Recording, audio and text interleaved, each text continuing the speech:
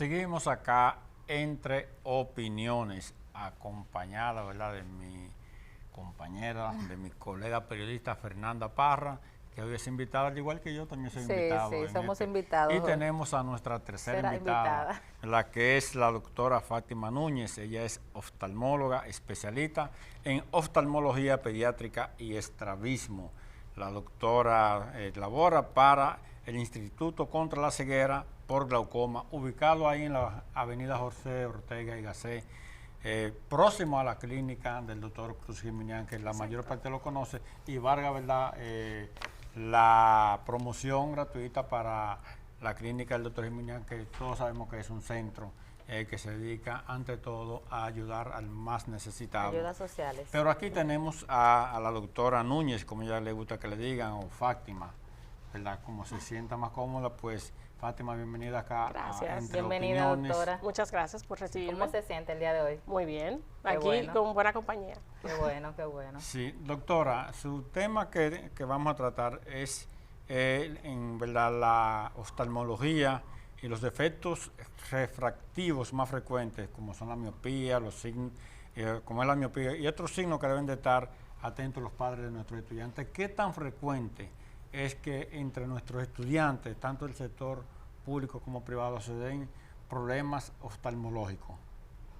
Bueno, gracias por la pregunta, muy importante. Es bastante común. La consulta pediátrica siempre está llena. En verdad, yo creo que después de la pandemia, yo creo que es un gran factor que uno tiene que mencionar ahora, se ha visto, por lo menos yo que fui de una parte que era de estudiante, ahora profesional, ya laborando, he visto sí un aumento en los casos de miopía específicamente, porque obviamente en la pandemia todo el mundo se fue a la parte virtual y ese acceso a las pantallas, los celulares, las tabletas, porque muchos estudiantes dependían de eso para hacer sus clases. En realidad eso ha aumentado los casos de miopía. En realidad allá en el Instituto contra la Ceguera por Glaucoma se ven muchos niños. Yo le diría que la miopía y el astigmatismo son de los dos efectos refractivos más frecuentes. La hipermetropía anteriormente era la más frecuente, pero ya yo creo que la miopía en realidad le está haciendo un poco de competencia ya a este tipo. Pero para que entiendan un poquito, o sea, exacto, sí. La hipermetropía, hay 4 tipos de defectos refractivos. Está la miopía, que es básicamente las personas que no ven bien de lejos. Sí, permiso, cuando hablamos de efectos refractivos, para que nuestro televidente entiendan bien, ¿a qué nos estamos refiriendo? Una persona que no ve bien por un problema de que necesita lentes, básicamente. Es decir, una gente que dice, estoy medio cegato. Exactamente, sí. Ve medio borroso. Veo medio borroso, la letra no la veo bien, me tengo que pegar de las cosas para verlas. Tiene que trujar los ojos y que para ver si se... Exactamente. Bueno, entonces nuestros niños en las escuelas se están viendo muchos casos, básicamente después de la pandemia. Yo diría que es mucho más frecuente ahora que los casos que anteriormente se veían. Por ejemplo, ahora gracias a Dios los colegios, muchos de los colegios, están pidiendo que los niños se les haga una evaluación previo a su inscripción de la escuela. Se lo exhortamos a todos los colegios que hagan esto, porque los maestros son las personas que pasan más tiempo con los niños. Entonces, ellos notan, por ejemplo, que los niños no ven bien el cuaderno o se lo pegan, le tienen que cambiar de sitio, por ejemplo, para ver la pizarra mejor, o como usted bien dijo, se estrujan mucho los ojos. Esos son algunos de los síntomas, doctoras. ¿Qué otros síntomas se pueden presentar que los padres puedan darse cuenta de que hay algún tipo de problema? Claro, en la casa, por ejemplo, muy común del miope es básicamente frungir el entrecejo, que es tratar de ver como entre los párpados. Afinar la vista. Exactamente, sí, es una forma de afinar la vista, en verdad, sí. Y eso básicamente es uno, y obviamente pegarse a la televisión o a la tableta si por ejemplo se lo dan, pero es muy parecido a lo que ven los profesores en las aulas de clase. ¿Y el dolor de cabeza puede estar asociado? El dolor de cabeza también ya es un síntoma que usualmente aparece después de un periodo de tiempo que ellos han hecho mucho uso de su visión. Por ejemplo, el niño puede llegar a la casa después de la escuela y decirle, mami, me duele la cabeza. O me duelen los ojos. O le duele, a veces dicen que por ejemplo el dolor es un dolor temporal, que es básicamente o retroocular o hasta frontal, o sea, en esta parte. Claro, hay que descartar que no sea otra patología, pero sí este es uno de los lugares o localizaciones más frecuentes del dolor de cabeza.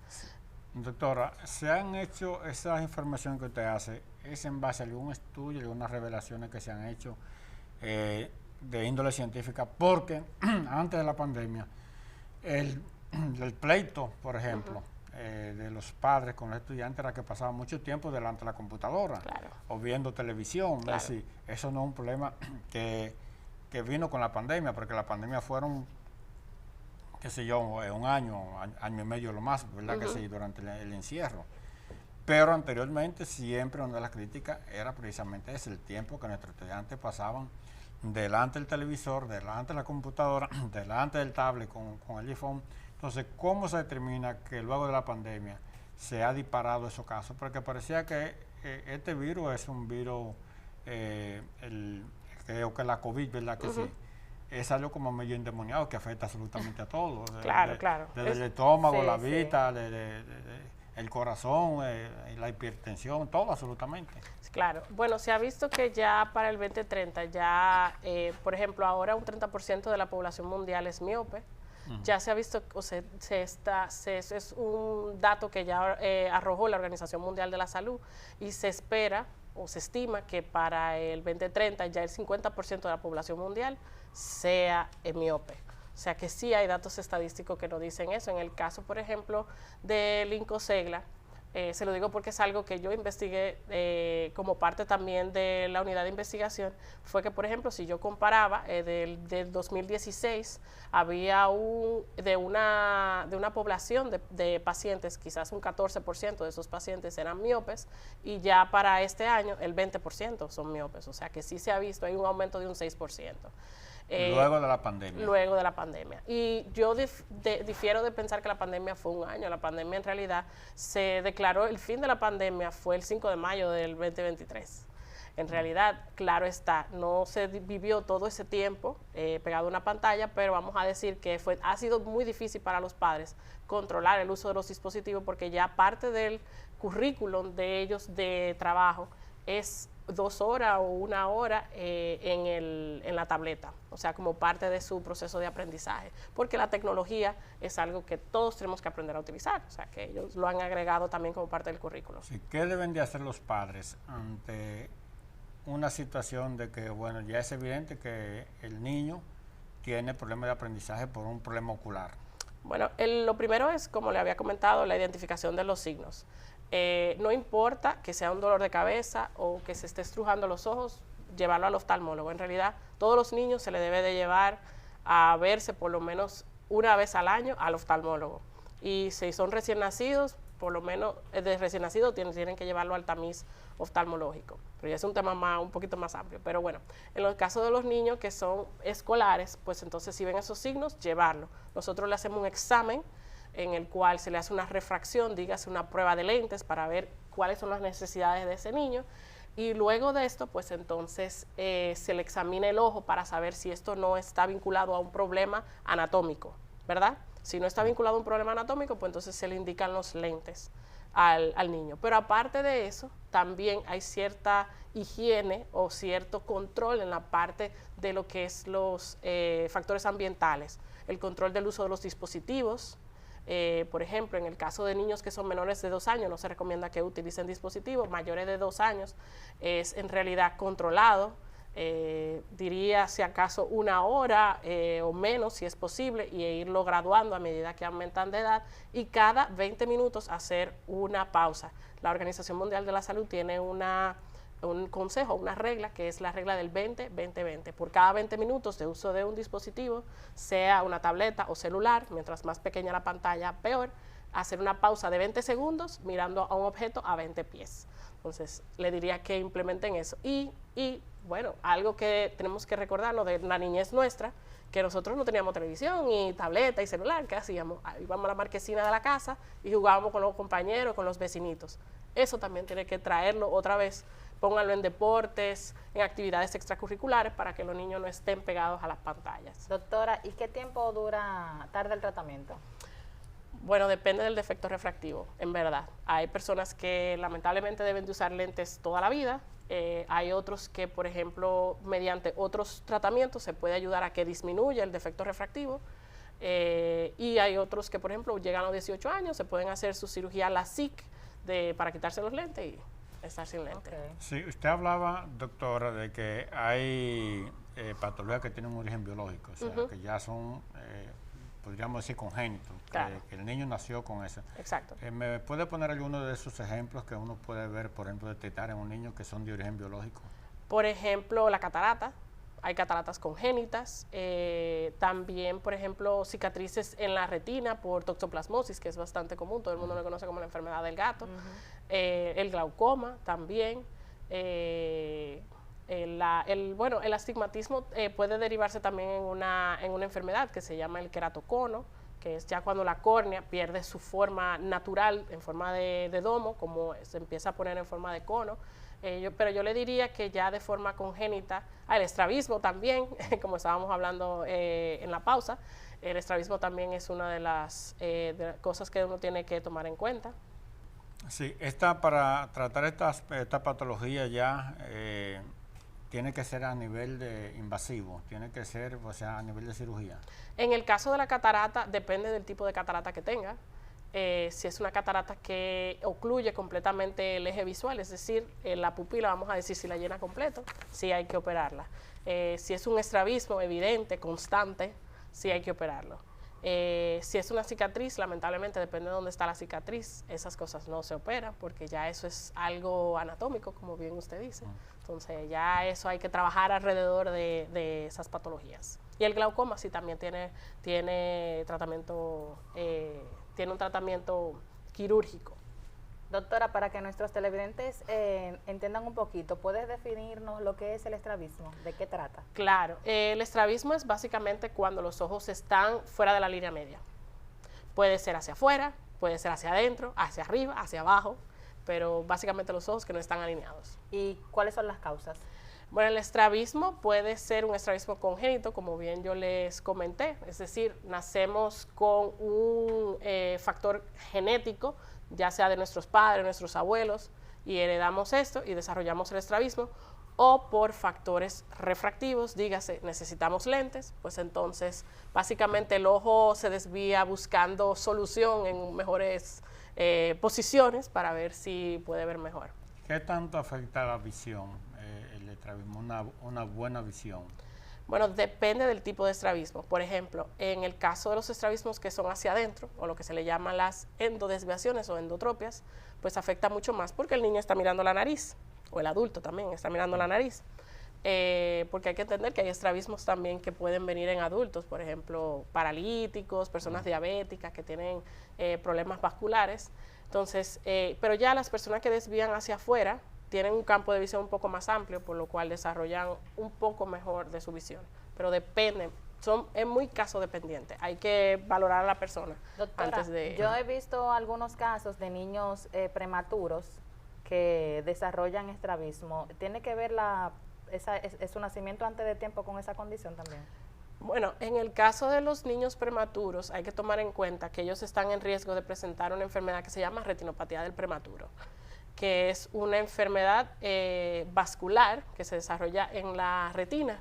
Entonces, lamentablemente depende del estadio de la retinopatía del prematuro. Si es un estadio que afectó el área de visión central, pues entonces el niño sí está más propenso a desarrollar estrabismo. Y miopía, esas son, yo diría... ¿Qué tan exitosas son, por ejemplo, las cirugías en términos de tanto el punto de vista de la recuperación de todo el potencial visual como el punto de vista estético? Ok, en realidad es una excelente pregunta y depende mucho de la edad de la persona. Por ejemplo, una persona que es ya adulta, que se opera de estrabismo, hay que ver qué cantidad de visión tiene. Porque ya lamentablemente está un poquito más viejito, entonces ya el potencial de ganancia de visión es menor. ¿Okay? Pero sí se puede operar para la parte estética. Pero qué cosa, pero yo mientras más viejo veo mejor. Eso es muy bueno. Entonces, en el caso ya de los niños, obviamente uno tiene un potencial de ganancia mucho mayor, porque uno al operar y alinear los ojos, ¿verdad? uno puede trabajar en la estimulación visual.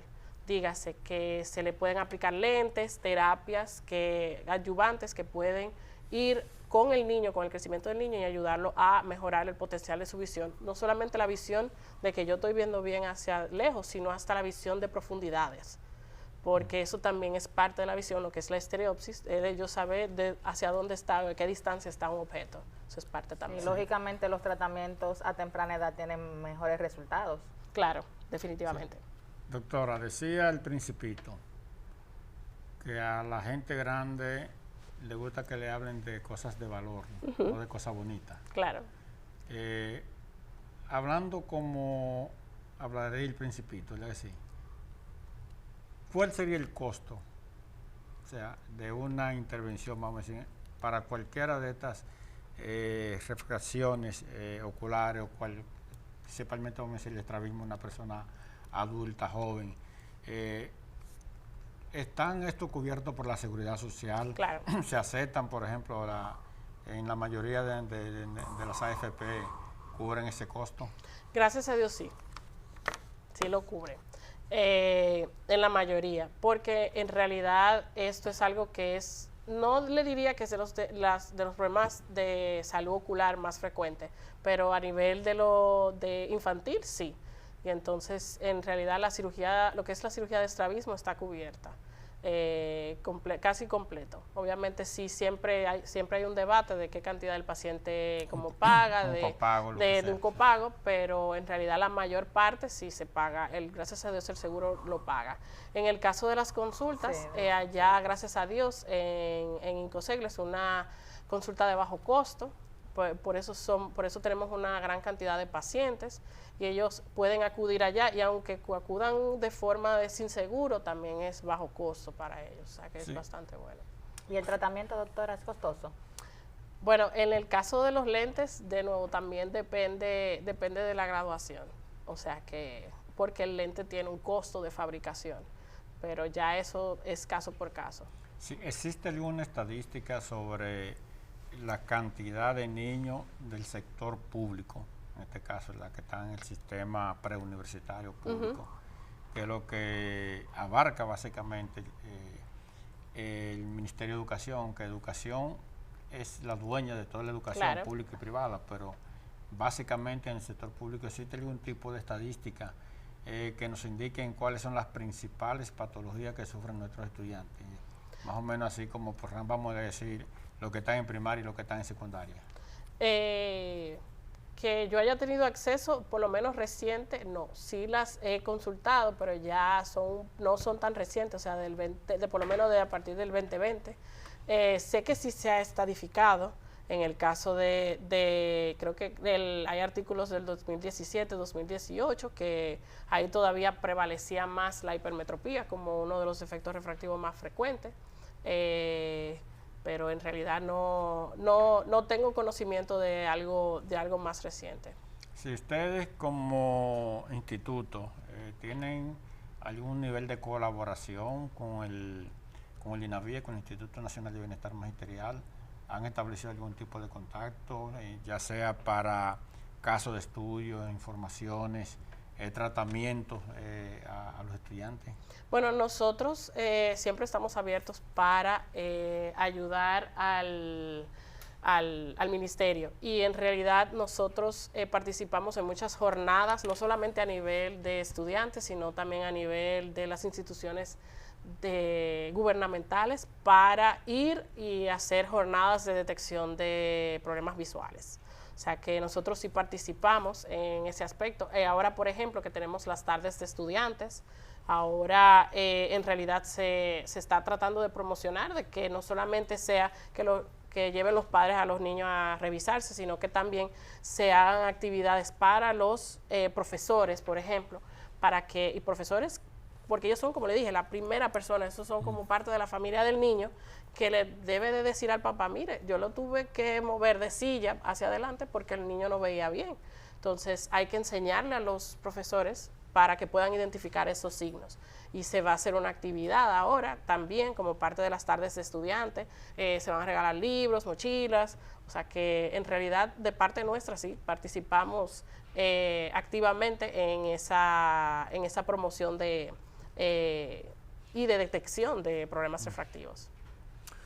Bien, Fernanda, hemos tenido una gratísima conversación, muy edificante, sí, muy informativa, muy educativa con la doctora Fátima Núñez. Como decíamos, ella es oftalmóloga, es especialista en oftalmología pediátrica y estrabismo.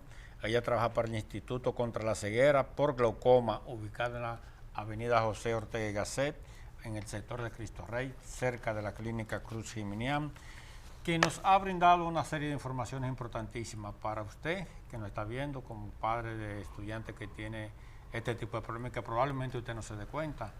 Para usted, maestro, profesor, para toda la sociedad. sí. Y qué bueno que usted nos ha acompañado. Gracias por haber Gracias a estado ustedes. con Gracias, nosotros. doctora. Gracias a ustedes. Lamentablemente hemos llegado al final, a una pausa, disculpen, Sí. a una pausa. Regresamos en breve con más con la doctora. Muchas gracias. Vamos a hacerlo así, porque todavía-